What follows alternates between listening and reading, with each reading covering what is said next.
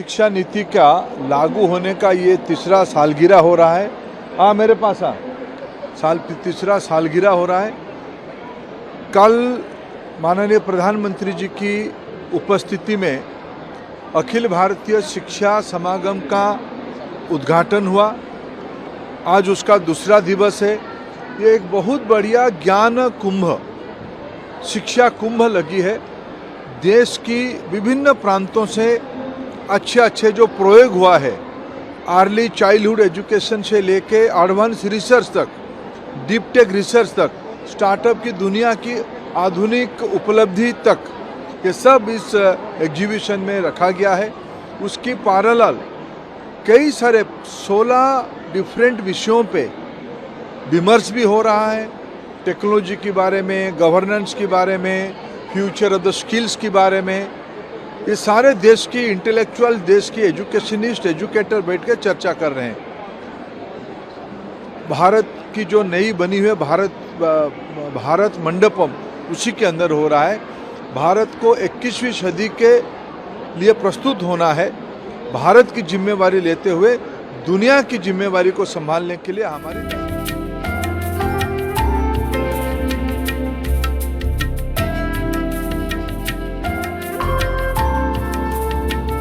मैं यहाँ पर आया हूँ और मुझे यहाँ पे बहुत अच्छा लग रहा है।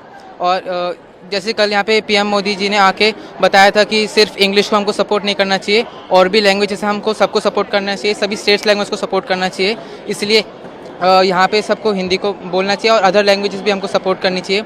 और यहाँ पे जिस तरीके से टेक्नोलॉजीज़ और अदर थिंग्स को प्रमोशन मिल रहा है, वो देख के मुझे बहुत अच्छा लग रहा है। यहाँ पे आकर मैं पहली बार आया हूँ तो मुझे काफ़ी अच्छा लग रहा है और काफ़ी कुछ सीखने को मिल रहा है। यहाँ पे सभी स्कूलों के बच्चे आए हुए हैं।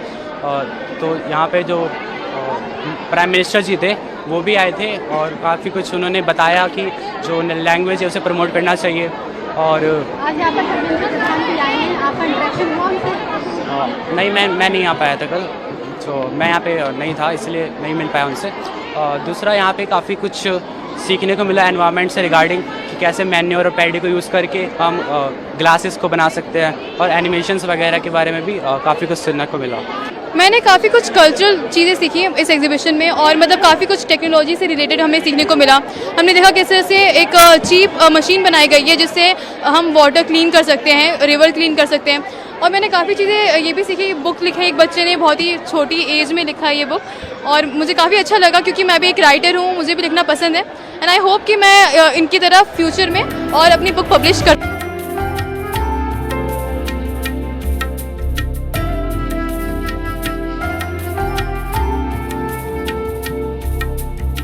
अच्छा लगा क्योंकि यहाँ पे प्राइम मिनिस्टर सर की भी विज़िट हुई थी और धर्मेंद्र प्रसाद जो कि एजुकेशन मिनिस्टर, उनकी भी विज़िट हुई और काफ़ी कुछ सीखने को मिला। और ये जो इवेंट हुआ, ये आई थिंक सबसे अच्छा अपॉर्चुनिटी है हम लोगों को यहाँ पे अपने जो इनोवेशन है वो शोकेस करने की, या फिर दूसरे लोगों के या फिर दूसरे स्टेट्स पे जो लोग आ रहे थे जिनको प्लेटफॉर्म नहीं मिल पाता, वो यहाँ पे अपना प्रोजेक्ट शोकेस कर रहे थे। आई थिंक ये एक ज़बरदस्त अपॉर्चुनिटी थी हमारे लिए और काफ़ी ज़्यादा कुछ सीखने को भी मिला था, क्योंकि काफ़ी स्कूल के बच्चे भी आए थे यहाँ पे, उनके साथ इंटरेक्ट हो गए, या फिर अलग अलग देश पे आए थे, क्योंकि यहाँ पे काफ़ी सारे एग्जीबिशंस हो रहे थे आज के पर्टिकुलर दिन पे, और काफ़ी ज़्यादा हमने एंजॉय भी किया और काफ़ी ज़्यादा सीख।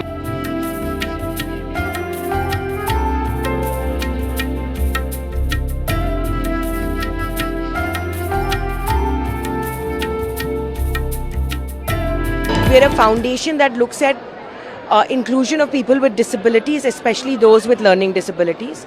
This is 20% of our population, that is 200 million Indians, and about 40 million students in our classroom. We work on how we can include these individuals to grow our country. If you know that throughout history, the world has seen innovation happen, and all dyslexic minds are behind that. 40% of the world's self-made millionaires are dyslexic. In 2020, 10 companies founded by dyslexics or those with learning disabilities contributed $1 trillion to our economy. This is a huge number, but we often think that they are not good enough because they struggle academically. In our new education policy, we are seeing that shift happen, where the government has pushed that inclusion is a must pillar across all things that they are reforming in education. This will help the next big innovator who is from a differently abled mind come from India.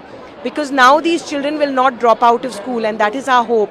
And that's what we work on, working with states and organizations and companies so that these individuals thrive in schools through these new policies, building teacher capacity, curriculum, bringing in technology, and also then helping them into workforce, not in low-level vocational jobs, but in high-level, high-thinking, strategic corporate India jobs that require